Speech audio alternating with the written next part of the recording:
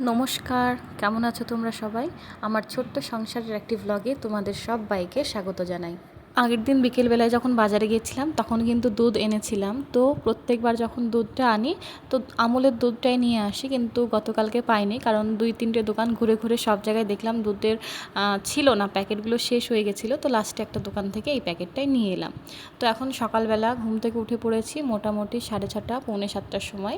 যেহেতু আজকে রবিবার, ছেলের স্কুল ছুটি, কোনো কাজের চাপ নেই। চাপ আছে কিন্তু মাঝে মাঝে একটু নিজেকেও আরাম দিতে হবে, কারণ সপ্তাহের যে 5 দিন ছেলে স্কুল থাকে সেই 5 দিনই 5টার সময় উঠতে হয়।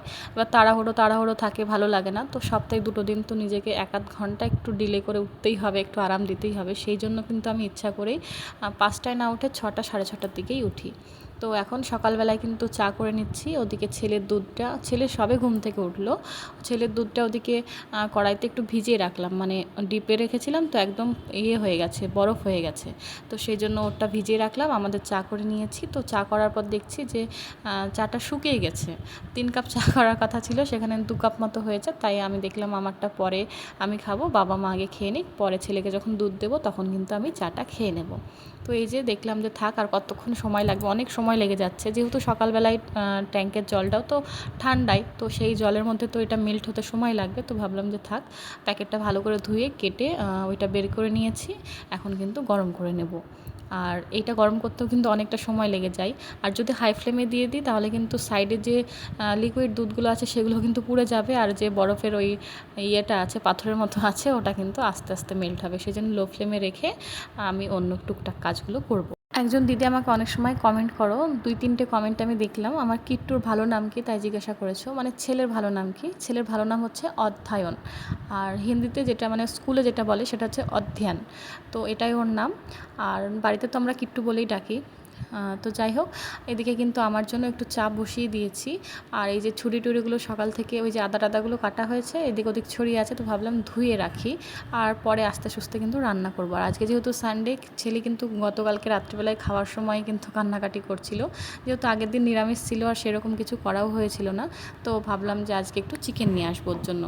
আর এই গরমে কোনো গরম গরম খাবার খেতে যে কী বিরক্তি লাগে, আর সহজে কিন্তু ঠান্ডা হয় না। এই দুধ ঠান্ডা করতে যে কী বিরক্তি লাগে প্রত্যেকটা দিন, মানে দুধটা গরম করার পর পর এই যে জলের মধ্যে ভিজিয়ে রাখা, মানে বাটিটাকে ঠান্ডা করতে দিতে হয়, বা 2-3 বার জল চেঞ্জ করতে হয়। যেহেতু সকালবেলায় দুধটা গরম করেছি, ছেলে উঠে পড়েছে, ব্রাশ করিয়ে দিয়েছে, দেখে আবার 15-20 মিনিট হয়ে গেল, আধা ঘন্টা হতে চললো, ওকে দুধ খাওয়াতে হবে। তো সেই জন্য 2-3 বার জল বদলে বদলে কিন্তু দুধটা দিয়েছিলাম। আর এদিকে হালকা ঠান্ডা হয়ে এসেছে, তাই কিন্তু ছেলে আবার হাতে দেখছে যে আদৌ ঠান্ডা হয়েছে কি না। তো সবসময় চকোস দিয়ে খেতে, কিছুদিন থেকে চকোস দিয়ে খেতেই ভালোবাসছে। তো সেই জন্য দিচ্ছি, দুধটাও খাওয়া হয়ে যাচ্ছে। চকোসটা আগে তো এমনি এমনি খেত, এখন দুধ দিয়ে খেয়ে নিচ্ছে, তো ভালোই হচ্ছে বেশ। আর এখন কিন্তু একটু হোমওয়ার্ক করাতে বসাবো, কারণ লাস্ট 2 দিন ওকে পড়াতে বসানো হয়নি। 2 দিন বলতে 1 দিন ওকে পড়াতে বসানো হয়নি। আর আজকে ভাবলাম যে পড়িয়ে নিই, মঙ্গলবারে স্কুল খুলবে, আজকে তো রবিবার, মাঝে সোমবার একটা দিন আছে, তাও ভাবলাম আগে থাকতেই করিয়ে রাখি। স্কুল থেকে কিছু হোমওয়ার্ক দিয়েছে, কিছু দিয়েছিল যেগুলো করানো অলরেডি হয়ে গেছে, আর একটা পেজে বাকি আছে। এই যে আকৃতির অটা যেটা লেখা সেটা কিন্তু বাকি আছে। এটা হিন্দির নোটবুক ওর, মানে প্রত্যেক দিনই যে তোমাকে 3-4টে সাবজেক্টের হোমওয়ার্ক দেয় তা না ছেলেকে। কেমন দেয় বলো তো, একদিন হিন্দি দিল, একদিন ইংলিশ দিল, একদিন হয়তো ম্যাথসের দিল, এরকমভাবেই দেয়। তো আজকে হিন্দিরটা পড়েছে, তো আজকে হিন্দির এই হোমওয়ার্কটাই ওকে করাবো। আর এখন তো মানে ভেবো না যে ও সম্পূর্ণ গোটা গোটা লিখেছে। হিন্দি সম্পর্কে, হিন্দি তো আমি আগে পড়াইনি, ওদের একটা কম্পালসারি মানে একটা থাকবে, হিন্দিটা একটা সাবজেক্টের মধ্যে থাকবে। যেমন আমাদের যাই পড়ি না কেন বাংলাটা থেকে যায়, তেমন এখানে ওদের হিন্দিটা কিন্তু থাকবেই। আর বাদবাকি কিন্তু ইংলিশেই হবে, ম্যাথস বলো বা অন্য কোনো সাবজেক্ট বলো, সব কিছু কিন্তু ইংলিশেই পড়া হবে, শুধু একটা হিন্দি সাবজেক্ট আলাদাভাবে থাকবে। তো এদিকেও কিন্তু হোমওয়ার্কটা করতে বসেছে, আর অনেক ছলনা করবে, তারপরে কিন্তু পড়াশোনাটা করবে। যাই হোক, ওকে ঝটপট পড়িয়ে নেব, তারপর কিন্তু বাজার চলে যাব। আর বাজারে গিয়ে আমি কোনো রকম ভিডিও করি না, কারণ প্রচণ্ড ভিড় হয়। এবার এক হাতে ফোন থাকে, এক হাতে ছাতা থাকে। এবার আমি ভিডিও করতে গেলাম, দেখা গেলো কেউ আমার ফোনটা নিয়ে ভেগে গেল, তাহলে তখন আমার আরোই সমস্যা হয়ে যাবে, একা মানুষ। সেই জন্য আর মানে বাজার টাজারে গেলে একটু ভিডিও কম করার চেষ্টা করি না। কোনো একদিন হয়তো তোমাদের একটু রাস্তাটা দেখিয়েছিলাম, তাও মানে কয়েক সেকেন্ডের। তো ঠাকুরের ফুল ফুরিয়ে গেছিলো, তো কিছুটা ফুল নিয়ে আসলাম, আর তার সঙ্গে নিয়ে আসলাম চিকেন। আর চিকেনটা কি বলো তো, একটু বেশি করে নিয়ে এসেছি। 500 চিকেন নিয়ে আসলে না এখন একটু মানে হতে চায় না, কারণ আমি আর হাজব্যান্ড একা থাকতাম, তো তখন ছেলে অত খাওয়ার ছিল না, তো দুটো মানুষের 500 চিকেন হামেশাই হয়ে যেত, মানে একটু বেশি বেশি লাগতো। হাজব্যান্ড তো খুব বেশি খায় না, আমিই খেতাম। তো এখন যেহেতু কিট্টু সোনা খায়, দুপুরে একটু খাবে, রাত্রিবেলা একটু খাবে, আমরা আছি, শাশুড়ি মা আছে, বাবা আছে, মা বাবা আছে, তো যাই হোক সেই জন্য কিন্তু ভাবলাম একটু বেশি করে নিয়ে যাই, রাত্রিবেলায় দুপুরবেলায় দুবারই কিন্তু হয়ে যাবে। তো চিকেনটা এখানে একটু জল দিয়ে ভিজিয়ে রাখলাম, আর এদিকে আমি স্নানে যাব, মানে এসেই কিন্তু রান্নাবান্না করবো, যেহেতু আমি পুজো না করে খাই না, খেতে ভালো লাগে না, আর তো সেই জন্য ভাবলাম একটু স্নানে যাব। তো ছেলে বলছে একটু জুস খাবো, আর এদিকে আমি যখন ভয়েসটা করছি বুঝতেই পারছো ছেলে কতটা চিৎকার করছে, তাই আর উপায় না পেয়ে আমি কিন্তু ওকে কোলের মধ্যে বসিয়ে নিয়ে এখন কিন্তু ভয়েসটা করছি। আর গ্লুকন্ডিটা প্রথম দিন কিন্তু খেতে চাইছিল না, এখন কিন্তু অনেকটা ওর ভালো লেগেছে। মাঝে মাঝেই বলে মামা জুস বানিয়ে দাও, যেহেতু ওটা অরেঞ্জের মতো দেখতে হয়ে যায়, তো ভাবে এটা অরেঞ্জ জুস, সেজন্য কিন্তু ভালোই খাচ্ছে এখন। আর দিনে একবার তো দেওয়াই হচ্ছে, যা গরম পড়েছে, আমারও তো খাওয়ার দরকার, কিন্তু খাওয়া হয়ে ওঠে না, ছেলেকে দিয়ে আবার আমি নিজে খাবো, সেজন্য কেমন একটা লাগে, মানে নিজের জন্য কিছু করতে আর মন চায় না।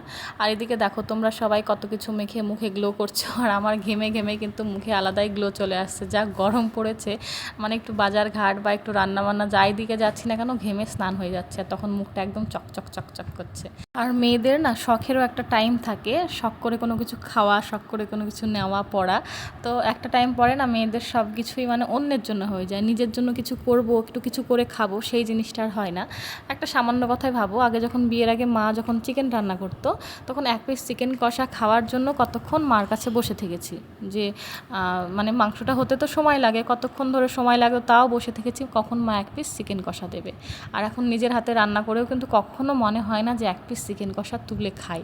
যেদিন থেকে নিজে নিজে রান্নাবান্না শুরু হয়েছে, নিজের সংসার নিজেই সামলাতে শুরু করেছি, তখন থেকে কিন্তু কোনো দিনই এক পিস চিকেন কষা তুলেও খেতে মন চায় না। তো সেটাই, মানে মেয়েদের এমন একটা সময় চলে আসে যে নিজের জন্য তারা কিছুই করে না, সবার জন্য ভাবতে ভাবতেই তাদের সময়টা শেষ হয়ে যায়। তো যাই হোক, এদিকে কিছু কাচাকুচি ছিল সেটা করে নিয়েছি, এখন স্নান ধ্যান করে পুজোটা করে নিলাম। আর মানে ওখানে তো ফুল দিলে কেমন হয় বলো তো, প্রচুর পরিমাণে দুব্র ঘাস দেয়, আর সরি দুব্রো বলে যেটাকে, তার সঙ্গে কিন্তু বেলপাতা দেয়। এবার আমার কাছে সেরকম কোনো ঠাকুর নেই যে বেলপাতা দেবো, মানে শিব ঠাকুরকে বেলপাতাটা দেওয়া হয়, বা ঘর টট বসানো হলে সেখানে বেলপাতা দেওয়া হয়, দুব্রো দেওয়া হয়। তো আমি কিন্তু আজকে বললাম যে যার কাছে ফুল নেই তাকে বললাম যে তুমি ফুল দাও তাহলেই হবে, ফুল আর তুলসী পাতা দাও, বেলপাতা দুব্রো কিছুই লাগবে না আমার। তো আমার তো এমনিও ঝুড়ি টুড়ি নেই, ফুলের অনেক সমস্যা হয়, তাই আমি কিন্তু কম কম করে নিয়ে আসি, আর আমার ফ্রিজটা যেহেতু আমিষ, সেই জন্য কিন্তু ফুল রাখার খুব একটা সমস্যা হয়। তো এদিকে কিন্তু আমার পুজোটা করা হয়ে গেল, একটু গীতাটা পড়ে নেব। আর সত্যি কথা বলতে যেদিন আমি গীতা পড়ি সেদিন আমি কিন্তু অনেকটা পজিটিভ ফিল করে আমি ভালো থাকি, আর যেদিন গীতা পড়ি না সেদিন কিছু না কিছু সমস্যা হয়।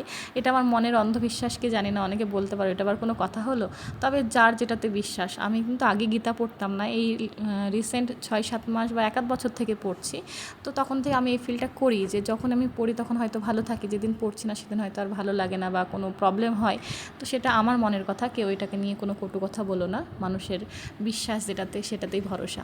তো যাই হোক, এদিকে পুজো টুজো করা হয়ে গেছে, আর এখন কিন্তু ভাতটা বসিয়ে দেবো, যেহেতু সকালের খাবার এখন কিছুদিন থেকে করছি না, কিছু মানে একদম করছি না তা না, মাঝে মাঝে, যেমন এর আগে পরশু দিনকে যেমন একটু লুচি তরকারি করেছিলাম, লুচি আলু ভাজা করেছিলাম, তার আগে একদিন চিড়ে টিড়ে ভেজেছিলাম, একদিন বাইরে থেকে পরোটা এনেছিলাম, এরকমভাবেই চলছে। কারণ কি বলো তো, এই শনি রবিবার দিন দুটোতেই ছুটি আছে, এবার বাকি যে 5টা দিন, সেই 5টা দিনে আমি ভোর 5টায় উঠে নিজে ঘরদোর পরিষ্কার করে স্নান করে পুজো করে ছেলের খাবার বানিয়ে চাটা খেয়ে তারপর কিন্তু ছেলেকে খাইয়ে তারপর যাই স্কুলে, ছেলেকে চান ধ্যান করানো সব কিছুই ধরো ওই 3 ঘন্টার মধ্যেই সব কিছু করতে হয়। এবার তার মধ্যে যদি সকালের খাবার করা শুরু করি তাহলে আমাকে আর কেউ খুঁজে পাবে না, মানে আমি এতই ক্লান্ত হয়ে যাব। কারণ আবার ধরো 8:30টার সময় বাড়ি চলে আসি, 8:30 থেকে 10:30টার মধ্যে আবার রান্না করি, রান্না টান্না করে আবার 10:30 পৌনে 11টায় ছেলেকে আনতে বেরিয়ে যায়। এবার ছেলে যখন বাড়ি চলে আসে তারপর কিন্তু আমার কোনো কাজ হয় না, তারপর তার জুতো খোলা, তার ড্রেস কেচে দেওয়া, তারপর মেলতে যাওয়া, তাকে খাওয়ানো, এইসব করতে করতে কিন্তু 1টা-1:30টা বেজে যায়। তারপর ভিডিওর কিছু কাজ থাকে, আপলোড করা মারা থাকে, সেসব করে 2-2-2:30 বেজে যায়। 1-8 ঘন্টা ঘুমোই, আবার বিকেলে উঠে কিন্তু ভিডিও বানাই। তারপর সন্ধ্যাবেলায় আবার ছেলেকে পড়াতে বসানো, সন্ধ্যা দেওয়া, চা করা, টুকিটাকি ভাত হোক বা রুটি কিছু একটা করা, এই মানে এরপরেও যদি আমি সকালের খাবারটা আবার এক্সট্রাভাবে করতে যাই তাহলে কিন্তু আমার ভীষণ মুশকিল হয়ে যাবে, কারণ এতটাও করা সম্ভব না। তো যাই হোক, এদিকে কিন্তু রান্নাটা বসানোই আছে, ডাল বসিয়ে এসেছে আর ছেলেকে একটু স্নান করিয়ে দিলাম, কারণ আজকে তো স্কুল নেই। স্কুল থাকলে তো সকাল 7টার মধ্যেই ওর স্নান হয়ে যায়, আমারও হয়ে যায়। তবে যেহেতু স্কুল নেই ভাবলাম একটু লেটেই করাবো, তবে বেশি লেটে করালে আবার কী হবে, ট্যাঙ্কির জল এতটা পরিমাণ গরম হয়ে যায় মনে হবে যেন আগুন বেরোচ্ছে। তো এখন মোটামুটি বাজে 10:30 মতো, 10:30 বলবো না, 11টা মতো। এক বালতি জল আগে থাকতে কিন্তু ওর জন্য রেখে দিয়েছিলাম আলাদা করে, যেটা ঠান্ডা থাকবে বাথরুমে থাকলে, আর ট্যাঙ্কির জল তো চালানোই যাবে না। তো 11টা বাজছে এখন, ওকে স্নান করে দিলাম। ওদিকে রান্না বসিয়েছি, রান্না করছি আজকে আলু করলা ভাজা করছি, তার সঙ্গে মুসুর ডাল করছি আর চিকেনটা করব। এই যে মুসুর ডালটা হচ্ছে এদিকে, কিছুক্ষণ ফোটাবো তারপর কিন্তু হয়ে যাবে, আর সাইডে কিন্তু আলু করলা ভাজা হচ্ছে। শ্রেষ্ঠা, সাথী, পুষ্পিতা, রূপসারা, সংহৃতি, তাসমিন, আরও 2-3 জন বোন কিন্তু বলেছো আমার নামটি নিয়েও, কিন্তু নামটি লিখোনি। তো যাদের যাদের নাম নিলাম তোমরা সবাই কমেন্ট করেছো, আমার খুব ভালো লেগেছে। তোমরা কেমন আছো কমেন্ট করে কিন্তু অবশ্যই জানিও, তোমাদের দিনগুলো কেমন কাটছে অবশ্যই জানিও। আর যাদের মনে হয় যে আমি নাম মানে আমার ভিডিওতে তোমাদের নামটা নেওয়া উচিত, তারা কিন্তু নামটা লিখে দিও, পরের ভিডিওতে আমি আবার তোমাদের নামটা নেব। তো শ্রেষ্ঠা, সাথী, পুষ্পিতা, রূপসারা, সংহৃতি, তাসমিন, তোমরা সবাই খুব ভালো থেকো। ভগবানের কাছে প্রার্থনা করি তোমাদের জীবনটা খুব সুন্দর হোক, সবার জীবনটাই সুন্দর হোক, আমার সাবস্ক্রাইবার, আমার নন সাবস্ক্রাইবার, পৃথিবীর সব মানুষের জীবনগুলোই সুন্দর হোক। তো যাই হোক, এদিকে চিকেনটা এখন কষাতে দিয়ে লো ফ্লেমে রেখে আমি কিন্তু চলে যাব, ভিডিওর একটু কাজ বাকি আছে। তো আস্তে আস্তে কিন্তু ভিডিওটা এখন শেষের দিকে নিয়ে যাচ্ছি। তো চলো, সবাই খুব ভালো থেকো, সুস্থ থেকো, একে অপরের খেয়াল রেখো। আর আজকের মতো চলি, দেখা হবে পরের একটি ভ্লগে। কমেন্ট করতে ভুলো না কিন্তু। টাটা।